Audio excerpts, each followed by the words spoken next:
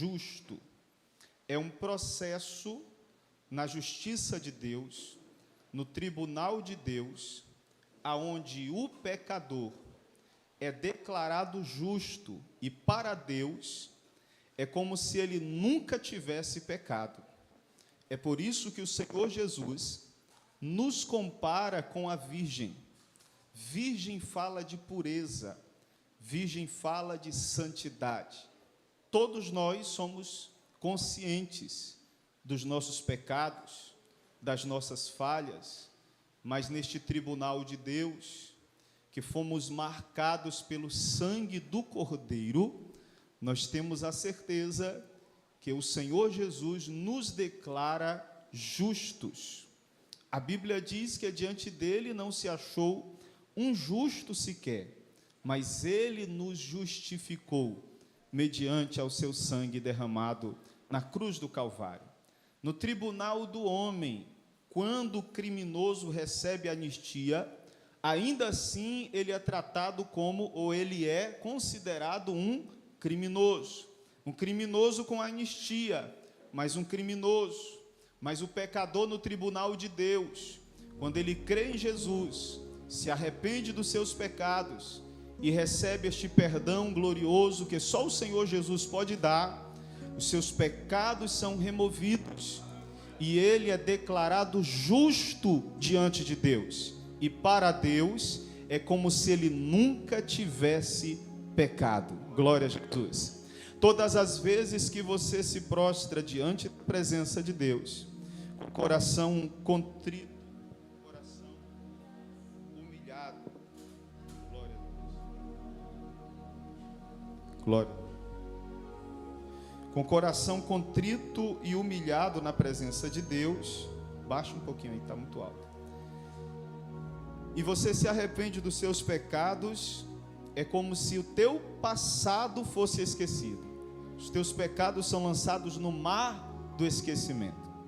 Isto, irmãos, na obra da redenção, na obra divina em querer salvar o homem, ele colocou dentro de cada ser humano uma necessidade natural pela presença de Deus. Em qualquer ser humano na face da terra, seja ele aqui no Brasil, ou até mesmo lá na África, ou nas tribos indígenas, aonde, quem sabe, o Evangelho ainda não chegou, há uma necessidade natural no coração do homem, pela presença de Deus. Todo homem anseia pela presença gloriosa de Deus, mas só esta necessidade não foi suficiente para salvar o homem. Por isso o Senhor enviou a sua palavra, a sua lei.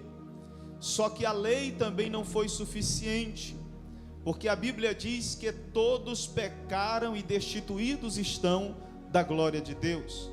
Pecado no original significa transgressão da lei. Todos transgrediram a lei.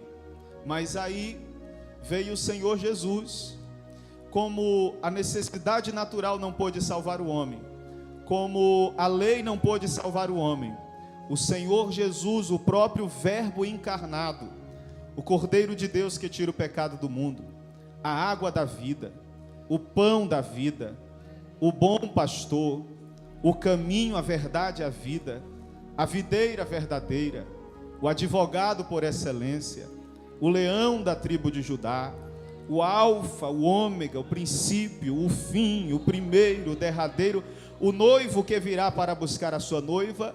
O próprio Senhor Jesus veio, ele era o sacerdote e ele era o sacrifício. Ele a si mesmo se entregou na cruz para pagar o preço pelos nossos pecados. E aí sim, por intermédio do sangue de Jesus, nós recebemos a salvação, aleluia, e a vida eterna.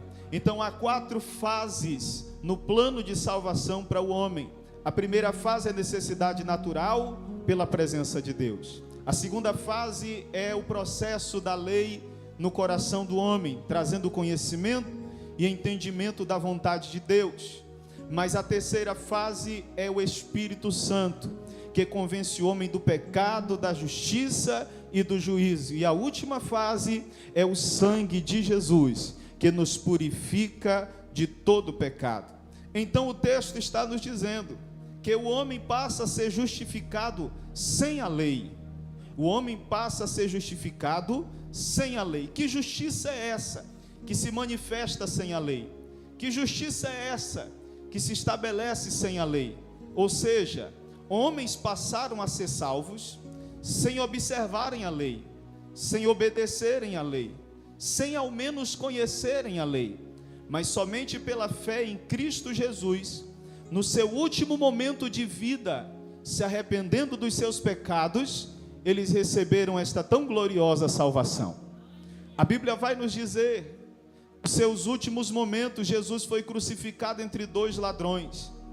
O ladrão, quem sabe da esquerda, porque é da esquerda que vem esse tipo de coisa, esse ladrão da esquerda, quem sabe ele olhou para Jesus e indagou: se tu és o Cristo, olha que indagação, salva-te a ti mesmo e a nós também. Jesus vai receber uma indagação no final do seu ministério, semelhante ao que ele recebeu no início do seu ministério. Se aqui na cruz ele ouve o ladrão dizer: se tu és o Cristo, salva-te a ti mesmo e a nós, lá na tentação no deserto, ele vai ouvir Satanás dizer: se tu és o Filho de Deus, transforma estas pedras em pães. Ambas as indagações é uma tentativa de deturpar o processo de salvação por intermédio do Evangelho. Era como se Satanás estivesse dizendo para Jesus: se tu é o Filho de Deus, por que você está vivendo esta vida de dificuldade? Por que você não vive um evangelho de facilidade? Ele estava dizendo para Jesus: abre mão deste evangelho de pedras e passa a viver um evangelho de pão. Abre mão deste evangelho de dificuldade e passa a viver um evangelho de facilidade. Abre mão, aleluia, deste evangelho de lágrimas e passa a viver um evangelho de alegria. É uma troca, é uma substituição. Só que Jesus entende que apesar da proposta ser aprazível ao homem, a fonte da proposta é Satanás.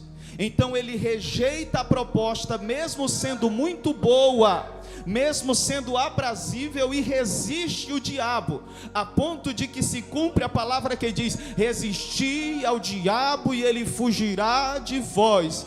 O diabo, o tentador, o acusador, Satã, ele sai, e quando ele sai, os anjos de Deus vêm servir a Jesus no final da sua tentação. Naturalmente, aquilo que começou com pedras, terminou com pão. Jesus percebeu, e nós percebemos aqui, que o evangelho e a caminhada da salvação, ela pode até passar pelas pedras, mas vai ter pão da vida. Ela pode até passar pela dificuldade, mas vai ter providência de Deus. Ela pode até passar pelo sacrifício, mas vai ter benefício da parte de Deus. Ela pode muitas vezes te levar à morte, mas há uma vida eterna preparada para mim e para você. A proposta é: abre mão deste evangelho de dificuldade e vai viver um evangelho de facilidade. Mas quem está comigo aqui e vai dizer: eu não abro mão da minha cruz, eu não abro mão do processo, eu não abro mão das lutas, das dificuldades, se for por amor a Cristo, eu vou suportar até o fim, porque eu sei que a coroa da justiça está preparada para quem perseverar.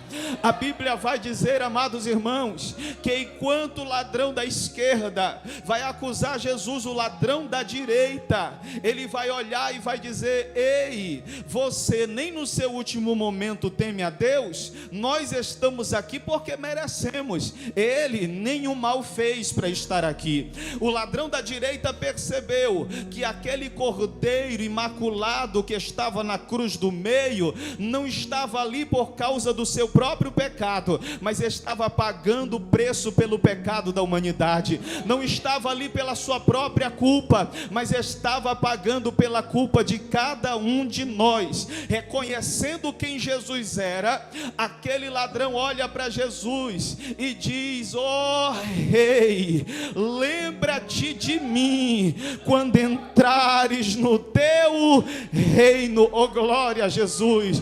Jesus que, aleluia, Jesus que desprezou a afronta do outro ladrão, agora olha para este com olhar de compaixão e diz para ele, aleluia, hoje mesmo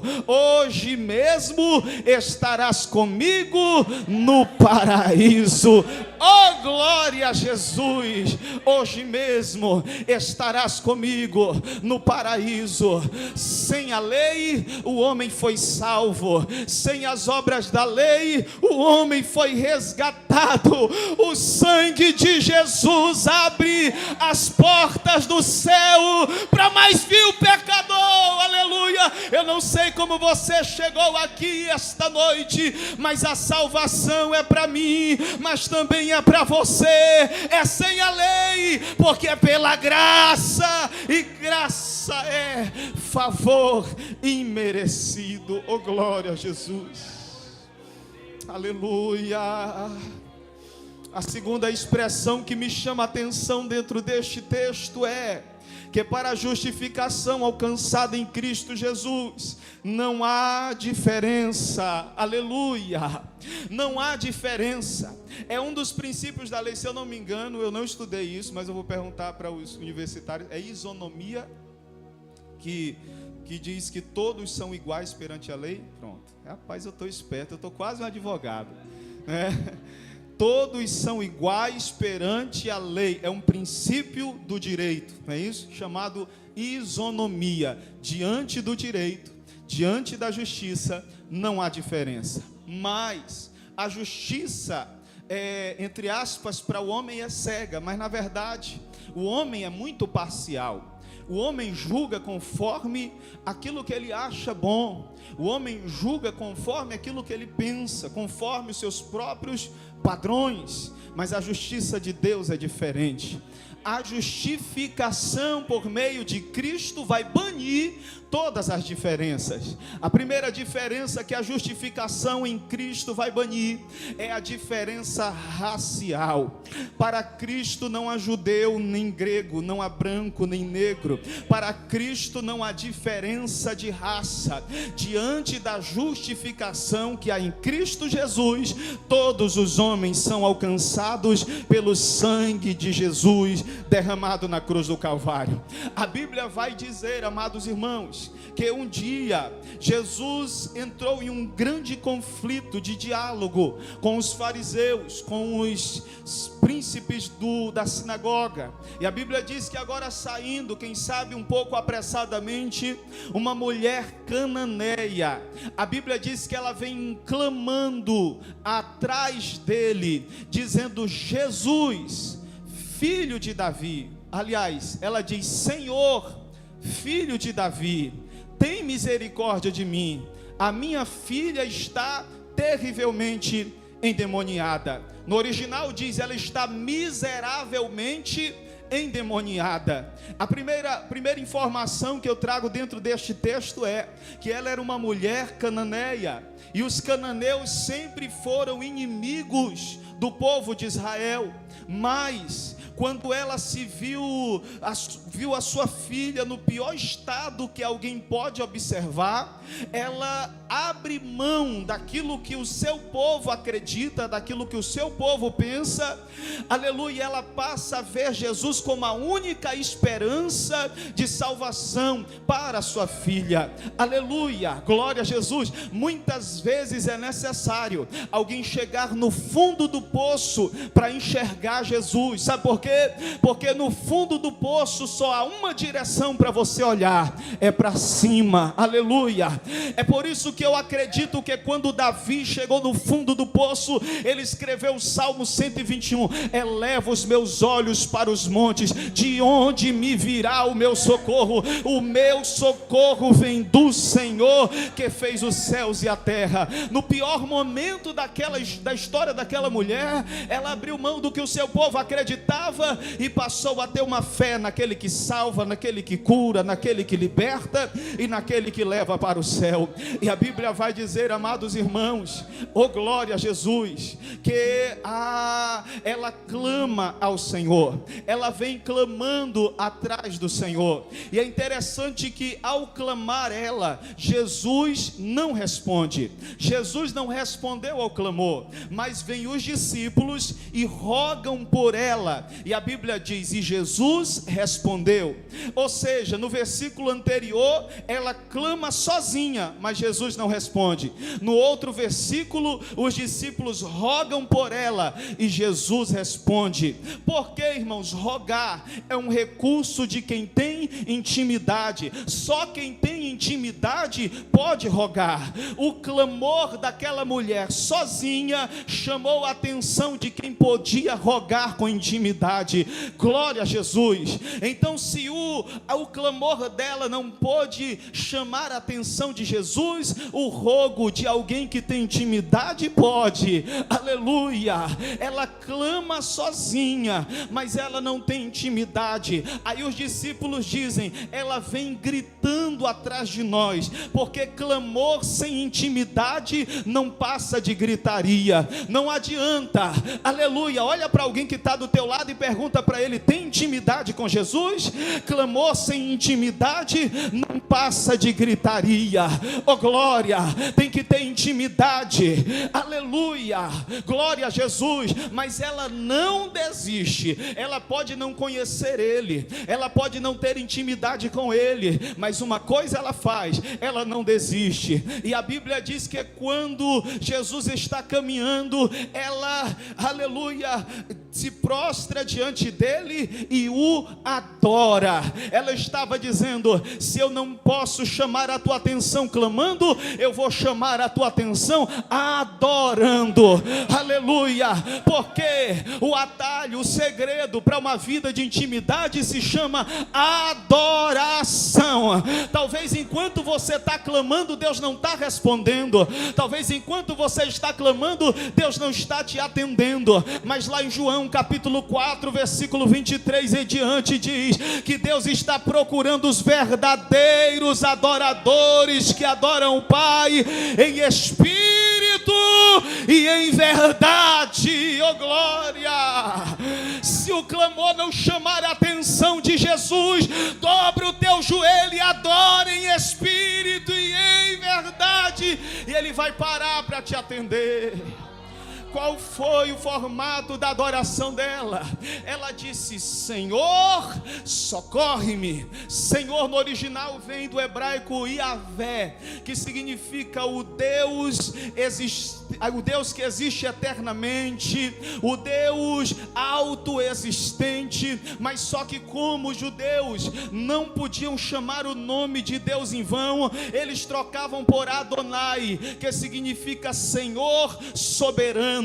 Aí no aramaico, depois do exílio babilônico, acontece de que alguns vão chamar ele de Maré. Maré significa Senhor e Mestre, e origina a palavra Maranata, que significa o Senhor vem. Mas como a cultura da época, o idioma original daquela região era o grego, ela deve ter usado a palavra Kyrios, que significa o Senhor que tem poder e autoridade. Oh glória! Quando ela disse Senhor, socorre-me, ela estava adorando, ela estava exaltando, ela estava dizendo quem Ele era.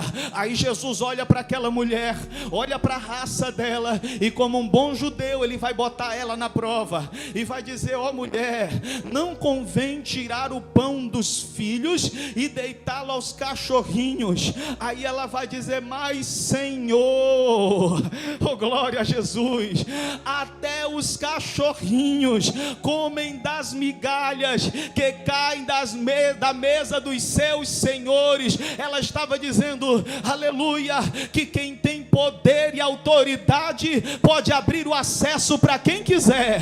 Deixa eu te dizer uma coisa: intimidade não é algo que eu mereça, que você mereça, nem que os discípulos mereçam. Aleluia, intimidade é abertura de acesso, e o mesmo Jesus que abriu acesso para judeus pecadores, também tem poder para abrir o acesso para uma mulher cananeia. Jesus olhou para ela e diz: ah, mulher, nem em Israel eu vi tamanha fé, grande é a tua fé, vai, que o teu milagre já está preparado. Não tem diferença para Jesus, não tem diferença para Jesus, não tem diferença para Jesus. Ei, o sangue de Jesus não vê diferença. Aleluia. Havia um véu que separava mim e separava você da presença de Deus. O véu era tão grosso, o véu tinha uma espessura tão grande, que 2 juntas de bois, ou seja, 2 bois de um lado, 2 bois de outro, agarrado no véu, não podia rasgá-lo. Mas quando Jesus derramou o sangue dele na cruz do Calvário, a Bíblia diz que ele disse: está consumado. Pai, nas tuas mãos entrego o meu espírito. O véu do templo se rasgou de alto a baixo. Jesus abriu acesso para você adorar. Jesus abriu acesso da intimidade. Oh glória. Só quem tem o acesso livre para adorar, levanta a mão por um minuto e glorifique aquele que abriu o acesso. Aquele que abriu o acesso. O acesso não é para quem está mais bem vestido. O acesso não é para quem é mais rico. O acesso não tem diferença. O acesso foi aberto para todos, para todos, para todos. Quem pode adorar esse Deus, glorifica o nome dele. A justificação por meio de Cristo vai banir também a diferença social. Glória a Jesus. A Bíblia vai dizer que em Jericó Jesus vai salvar 2 pessoas de condições totalmente, extremamente diferentes. O primeiro que ele salva é um homem que subiu numa árvore. Por ele ser pequeno, para ver Jesus, ele sobe num pé de figueira brava, no sicômoro. E a Bíblia vai dizer que Jesus olha para ele e diz: Zaqueu, desce depressa, porque hoje me convém pousar na tua casa. O homem era chefe dos publicanos, era alguém extremamente rico, mas para o rico também teve salvação. Oh glória a Jesus. É verdade que Jesus falou que é mais fácil um camelo passar debaixo de uma agulha do que, aleluia, um rico entrar no reino dos céus. Mas Jesus salva o rico, Jesus salva o pobre, aleluia. Ele quebra as barreiras, ele quebra as diferenças sociais. Agora o mesmo Jesus que salvou Zaqueu na entrada, agora chegando na saída de Jericó, ele vai caminhando e há uma grande multidão, e um homem chamado Bartimeu, cego, mendigo, carregando uma capa sobre as suas costas, que era a autorização romana para mendigar. Ele soube que Jesus de Nazaré está passando, e ele vai dar o mesmo grito que a mulher cananeia deu. Ele vai dizer: Jesus, filho de Davi, tem misericórdia de mim. Jesus, filho de Davi, tem misericórdia de mim. O texto não vai dizer que ele clamou, o texto vai dizer que ele começou a clamar. Isso significa que ele clamava repetidamente, constantemente: Jesus, filho de Davi, tem misericórdia de mim. Jesus, filho de Davi, tem misericórdia de mim. Sabe algo que tem lá no céu? É repetição. Lá no céu tem muita repetição. O que tem lá no céu, pastor? Tem serafim que estão, aleluia, sobrevoando o trono de Deus, e a Bíblia diz que eles clamam uns aos outros repetidamente: Santo, Santo, Santo, Santo, Santo, Santo, Santo, Santo, Santo, Santo é o Senhor dos exércitos, e toda a terra está cheia da sua glória. Aí a Bíblia diz que diante do trono há 4 querubins, 4 seres viventes que se prostram diante do trono e diz: digno é o Senhor de receber a honra e a glória. Quando eles levantam, 24 anciãos que estão assentados em tronos ao redor do trono de Jesus, levantam-se do seu trono, tira a coroa da sua cabeça, deposita diante do trono, depois bota na cabeça, senta no lugar. Os serafins dizem: santo, santo, santo. Os querubins, digno é o Cordeiro. Os 24 anciãos se prostram com as suas coroas. Oh glória, tem muita repetição, então não tenha medo de chegar aqui na igreja e adorar dizendo glória, glória, glória, glória, glória, glória, glória, glória, glória, aleluia, aleluia, aleluia, aleluia. Pastor, mas alguém está incomodado. Deixa incomodar, Jesus gosta. Vai, santo, santo, santo, santo. Quem pode adorar? Vai, santo, santo. Alguém pode não estar gostando, mas Jesus está gostando. Vai, glória, glória, glória. Tem gente criticando, ele repete demais. Jesus não é surdo, mas Jesus gosta. Vai, santo, santo, santo. Alabanda, arabacala, macheia. Alguém critica o jeito que você glorifica, alguém critica o jeito que você adora, mas quem adora não adora na horizontal, adora na vertical. É para o Pai, é para o Filho, é para o Espírito Santo. Quem pode levantar a mão e adorar a Ele nesta noite?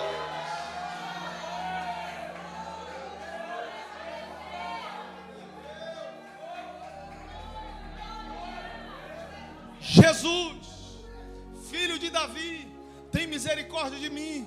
A Bíblia diz que a multidão começou a repreendê-lo. Olha só, a multidão começou a repreendê-lo. Eu disse que a mulher cananeia, quando clamou Jesus, filho de Davi, ela recebeu a intercessão dos discípulos. Mas Bartimeu recebeu foi repreensão.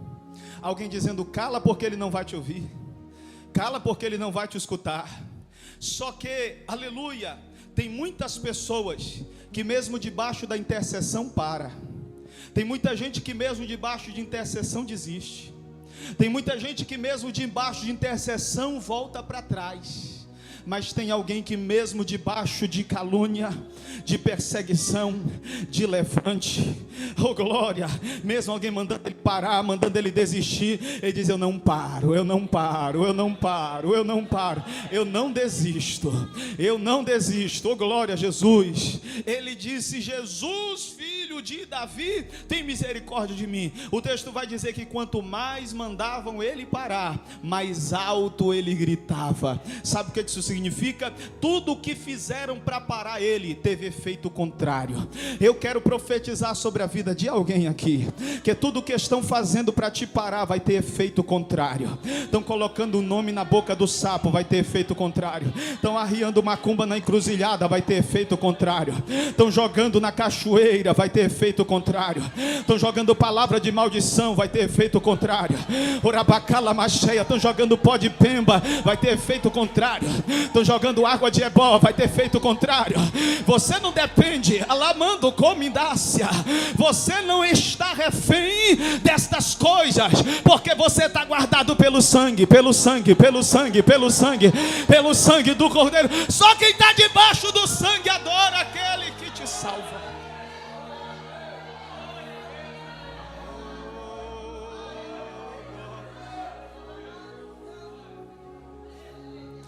A Bíblia diz que Jesus chamou Bartimeu. Jesus parou, chamou Bartimeu. E os mesmos que mandaram ele se calar agora estão dizendo: tem bom ânimo, levanta-te, ele está te chamando.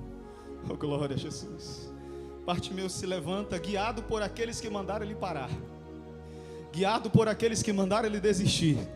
Quando chega diante de Jesus, Jesus pergunta: filho, o que queres que eu te faça? Se Jesus perguntasse isso para você nesta noite, o que você diria para ele? Filho, filha, o que queres que eu te faça? Você crê que ele está aqui esta noite?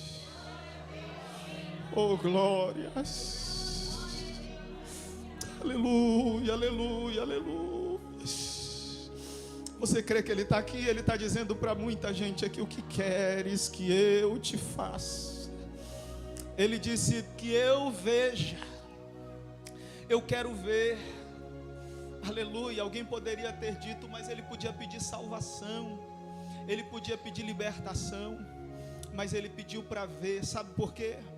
A única coisa que impedia ele entrar no templo, no átrio, e oferecer sacrifício para ser perdoado e ser salvo, era a sua deficiência física. Então ele estava dizendo: eu não posso entrar no templo para ser salvo, eu não posso entrar no templo para ser liberto, eu não posso entrar no templo para receber a bênção. Eu tenho que ficar cultuando do lado de fora, eu tenho que ficar glorificando do lado de fora. Eu não aguento mais isso, eu quero enxergar, eu quero ver de novo. Aí Jesus olha para ele e disse: vê, a tua fé te salvou. Oh glória!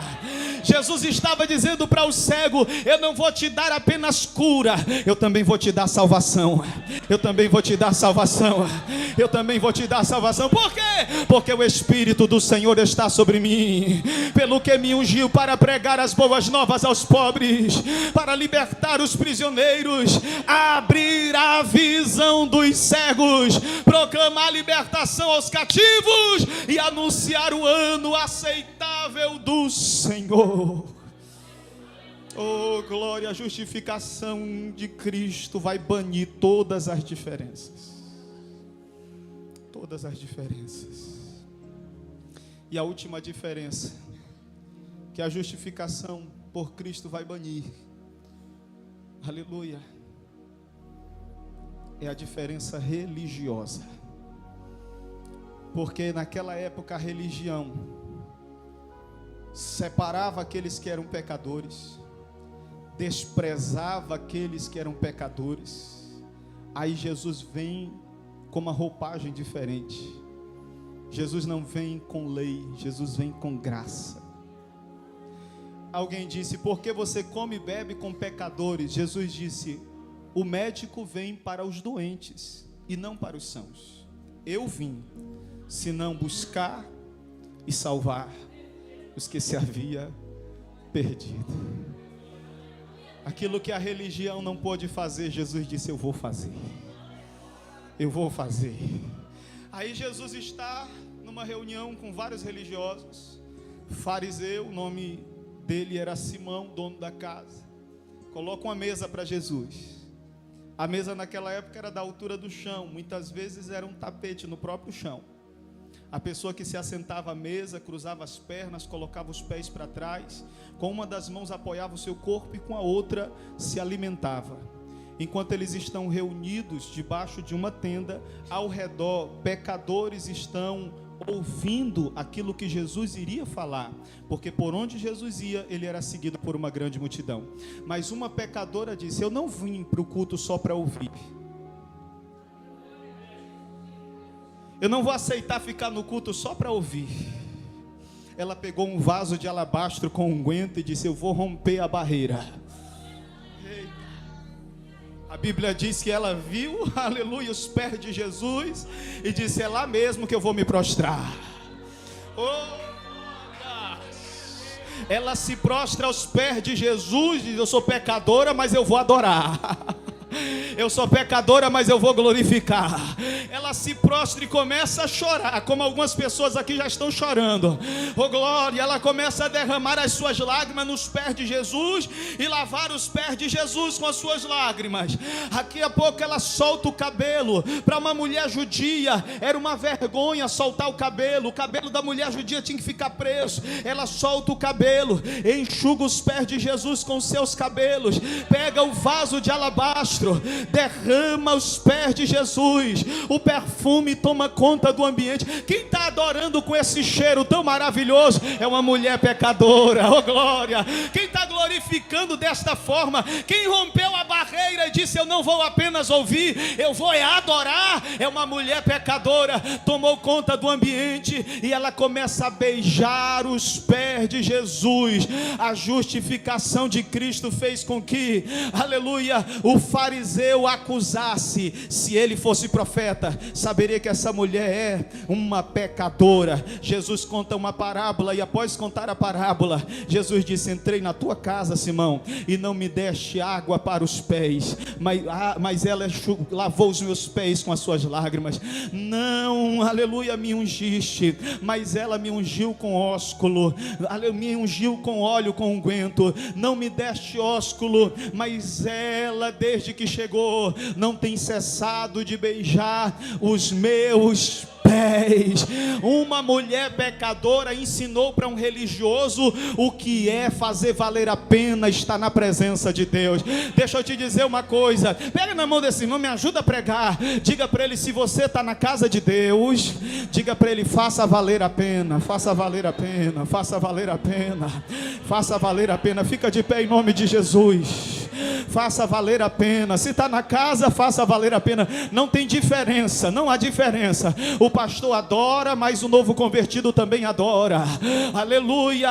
A líder do ciclo de oração adora, mas a irmãzinha, aleluia, que está na obra do Senhor também adora. Aqui não há diferença. Se você entrou na presença de Deus, então faça valer a pena. Pega na mão do irmão que está do teu lado agora. Faça valer a pena, faça valer a pena.